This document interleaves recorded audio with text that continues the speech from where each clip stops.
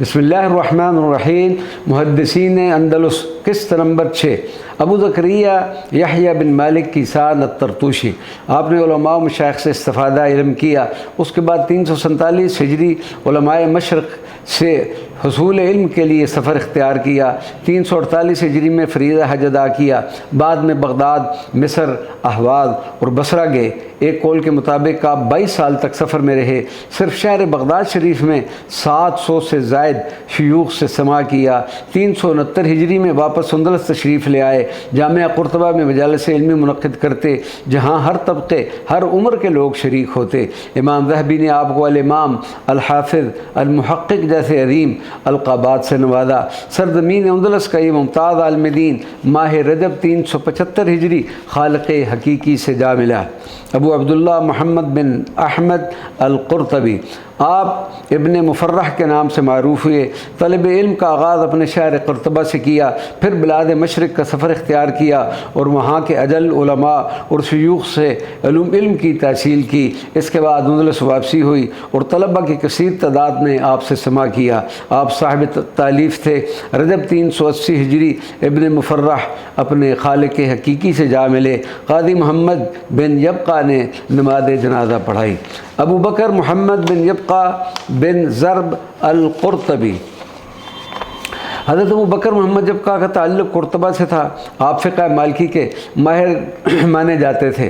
اسلاف کے نقش قدم پر چلتے ہوئے اندلس اور بلاد مشرق کے علماء و شیوخ سے علم حاصل کیا۔ اللہ تعالیٰ نے آپ کو بہترین حافظہ سے نوازا ہوا تھا۔ مالکی مسائل کے حفظ میں آپ عجوبہ روزگار تھے۔ قرطبہ کے قاضی القضاء تھے۔ حضرت ابو بکر نے رمضان مبارک کے مہینے 381 ہجری اس دار فانی سے کوچ فرمایا اور مقبرہ قریش میں دفن ہوئے۔ ابو القاسم اسماعیل بن اسحاق القیسی القرطبی المالکی، آپ ابن بطحان کے نام سے معروف تھے۔ حدیث و فقہ کے متبحر عالم اور صاحب تصانیف تھے۔ اپنے وقت کے نامور علماء سے استفادہ کیا۔ تلاوتہ کے ساتھ طویل علمی مجالس قائم کرتے تھے۔ اپنے علم و فضل کی وجہ سے بے حد مقبول تھے۔ فقہ کے مقابلے میں حدیث سے زیادہ دلچسپی تھی۔ کئی تصانیف بھی یادگار چھوڑی۔ ابو القاسم کا سفر 384 ہجری میں ابو القاسم کا ماہ سفر 384 ہجری وصال فرمایا اور مقبرہ قریش میں آخری آرام گاہ بنی۔ ابو عبداللہ محمد بن عبد الملک الرثافی اللخمی القرطبی، قرطبہ کے مشہور عالم و محدث، 303 ہجری قرطبہ میں ولادت ہوئی اور وہیں نشو و نما پائی۔ سماع حدیث کا آغاز علوم و فنون کے مرکز قرطبہ سے ہوا۔ مشرق کا سفر اختیار فرمایا۔ فریضہ حج کی ادائیگی کے بعد بلاد مشرق کے معروف علماء و شیوخ سے خوب استفادہ فرمایا۔ ابن الفردہ تحریر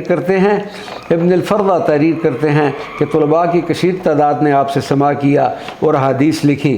قرطبہ کے ممتاز محدثین میں آپ کا شمار ہوتا تھا۔ طویل عمر پائی جو علم حدیث کی خدمت میں گزاری۔ 394 ہجری قرطبہ میں وصال ہوا اور مقبرہ الرصافہ میں تدفین ہوئی۔